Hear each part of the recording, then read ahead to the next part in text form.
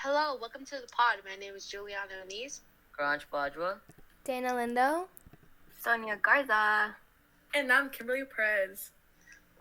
The Pod is a student-run podcast that talks about conspiracy theories and real-world problems. All from a Gen Z perspective on what we think went down. This is all for laughs and entertainment purposes only. Now let's get started. In today's podcast, we will talk about the 35th President of the United States, John Fitzgerald Kennedy, most importantly his death. With millions of different conspiracy theories, we found 5 of the most popular. On November 21, 1963, President Kennedy, accompanied by his wife, Jacqueline Kennedy, and Vice President Johnson, went to Texas to raise Kennedy's chances for re-election. The president was warmly welcomed at his first 2 stops, San Antonio and Houston, as well as at Fort Worth. This trip was an attempt to help bring together Democrats. Friday, November 22nd, 1963, as the motorcade turned southwest on Elm Street and began traveling through the plaza on edge of downtown Dallas, the president's convertible passed through Monastery, Texas Book Depository Building. That day, at 12:30 p.m., John Fitzgerald was shot twice, the second going right through his head. Kennedy was pronounced dead. All of this was filmed on camera.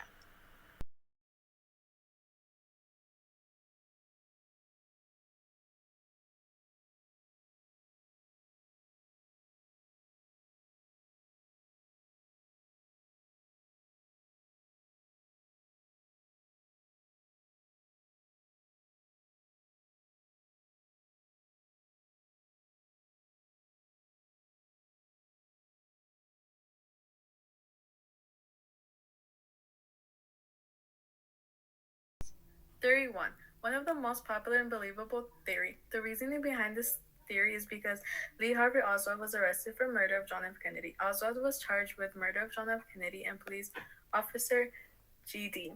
Whenever Oswald was questioned about the shooting of the President Kennedy, he denied everything.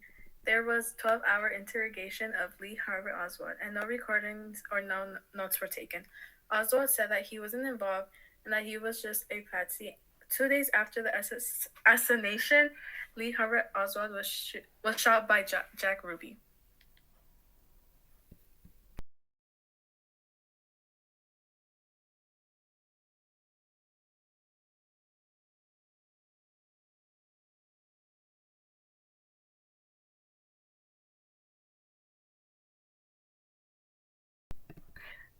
Theory 2. Oswald was arrested for the murder of Kennedy, but did they really catch everyone? My theory is that there was 2 or more shooters, and hear me out, I made a list of reasons. There was a video that shows a puff of smoke, and that came up multiple times on the grass, and many believe that was the second shooter, because why else would a huge puff of smoke on a bright sunny day come up? But ironically, that video, called The Grassy Knoll, was never found again for further investigation to support the second shooter. My second supporting evidence is that there was this theory on how one bullet went through 2 bodies, President Kennedy's and Senator Connelly, called the magic bullet theory. And it was when one of the bullets went through Kennedy's neck, then through Connelly's shoulder, through Connelly's wrist, and finally landing on his left thigh. But it stayed intact after all that. No scratch, no dent, no nothing. I don't think so. So this is what I think. One bullet went through Kennedy's neck, fell somewhere, we can't find it. But exactly right when the first bullet fired, the second shooter was trying to aim for Connelly's neck or head, but missing and hitting his shoulder. Then the first shooter from the window strikes again because he wasn't satisfied, hitting Kennedy's neck, and he dies hitting his head, and he dies on the scene.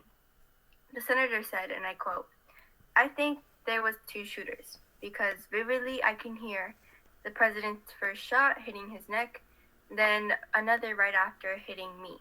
End quote. I don't know. What do you think? I want to know.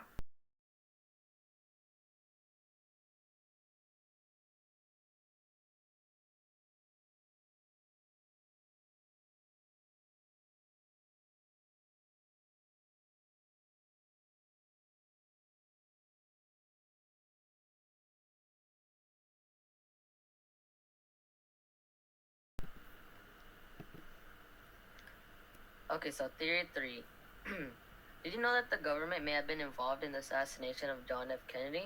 Well, they could have. Bobby Kennedy had some suspicions. One of these was the CIA. He believed this because the CIA leaders were angry and not happy with Kennedy over the Bay of Pigs invasion. Another thing that may have happened, which included the government, was the driver. He turned around and shot Kennedy. One last thing that may have happened was that the vice president wanted Kennedy dead. Somebody told him not to go, but the vice president wanted him to go.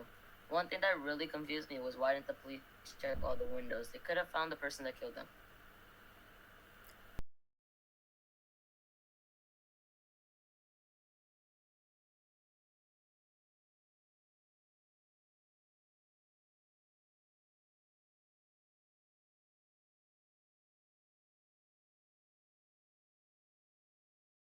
Theory 4. So, my theory is the Umbrella Man theory, and here are the reasons why it may actually be true.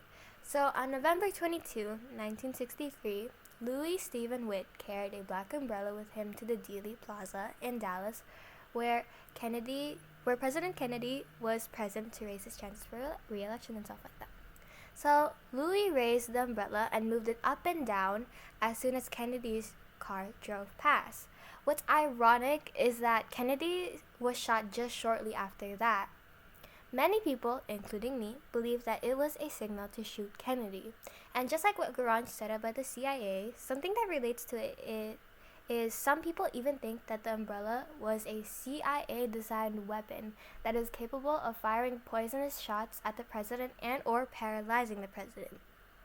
So even the person who created the theory, Robert Cutler, created a diagram of how the weapon supposedly worked. So why would somebody be bringing an umbrella on a clear sunny day?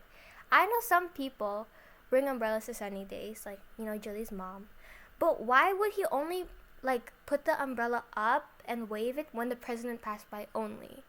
So that's what's sus.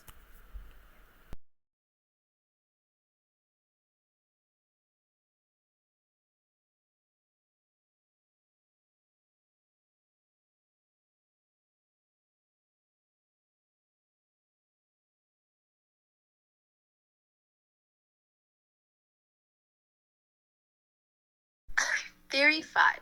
The Mafia killed JFK. The reasoning of this theory is because Robert Kennedy was cracking down on the mob as his role of Attorney General, making the mob very, very angry. According to the biographer, Evan Thomas, Robert Kennedy had a fear that he somehow had gotten his brother killed. That Robert Kennedy attempted to catch the mob and to kill Castro had now backfired in some terrible way. Bobby Kennedy thought that he'd be killed, not his brother.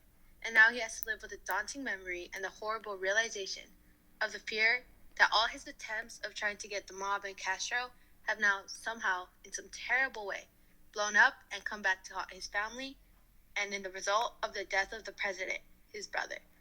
After the assassination of JFK, 3 different mobs separately claimed to be the reasoning of JFK's assassination: the New Orleans mob, the Chicago mob, and the Miami mob. People believe that the mob was working with the CIA to carry out the assassination of JFK. Was this all just for street cred, or was Robert Kennedy's fear true?